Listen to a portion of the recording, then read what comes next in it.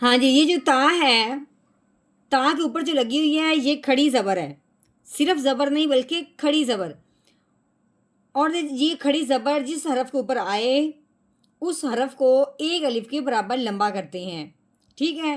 اسی طرح یہ جو ہے یہ جس طرح کھڑی زبر ہے، اس طرح اگر کسی حرف کے نیچے آ جائے تو اس کو کہتے ہیں کھڑی زیر، اس طرح سیدھی ہو، ٹھیک ہے، اس کو بھی ایک الف کے برابر لمبا کرتے ہیں۔ اور یہ جو ہے یہ الٹا پیش ہے، وہ کھڑی زبر اگر نیچے ہو تو کھڑی زیر، اور یہ ہے الٹا پیش۔ الٹا پیش پہ جس حرف کے اوپر آ جائے اس حرف کو ایک الف کے برابر لمبا کرتے ہیں۔ تو کس طرح کریں گے؟